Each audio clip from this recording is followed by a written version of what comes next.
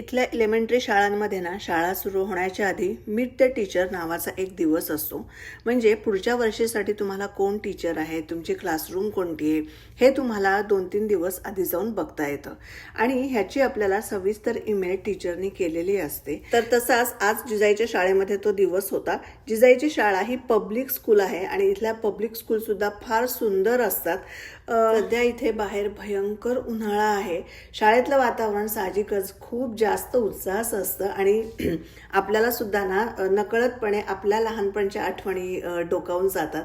तर ह्या क्लासरूम समोर पिवळ्या रंगाचे जे टी शर्ट घातलेले आहेत ह्या टीचर असतात, जे आपल्याला गाईड करत असतात आपला गोंधळ होऊ नये म्हणून. A to L हे ज्यांचं आडनाव आहे अशा पालकांचा टाइम स्लॉट हा 5 ते 5:45 होता आणि उरलेल्यांचा 5:45 नंतर. तर आम्ही जिजाच्या क्लासरूमच्या इथे आलो. तर ही जिजाईची क्लासरूम आहे आणि हा जो तुम्हाला पुस्तकांचा वह्यांचा सेट दिसतोय हा मी ऑलरेडी ऑर्डर केला होता. सो डिरेक्टली त्या दिवशी शाळेतच आपल्याला मिळतो किंवा तुम्हाला जर का दुकानांमध्ये तुम्हाला जाऊन खरेदी करायची असेल तर तसंही तुम्ही करू शकता.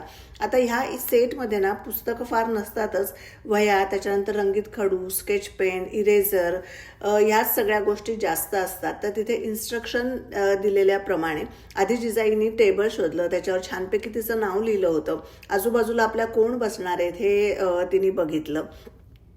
त्यानंतर त्या लिहिलेल्या इन्स्ट्रक्शनप्रमाणे सगळ्या गोष्टी जागच्या जागी ठेवल्या. तिथे छान ट्रे केले होते कशामध्ये काय काय ठेवायचं.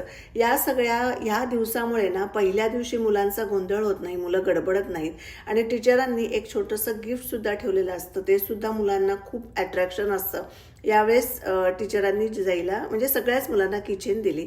तर ते सगळं सेट करून आम्ही बाहेर पडलो. जिजाची मैत्रीण, तिची एकदम बेस्ट फ्रेंड तिला भेटली आणि बाहेर तुम्ही बघू शकाल ऊन प्रचंड आहे, पण थोडंसं भरून पण आलं होतं त्या दिवशी आणि असा बोर्ड त्यांनी ठेवला होता. तर तिथे जिजाईचा फोटो काढला आणि आम्ही बाहेर पडलो.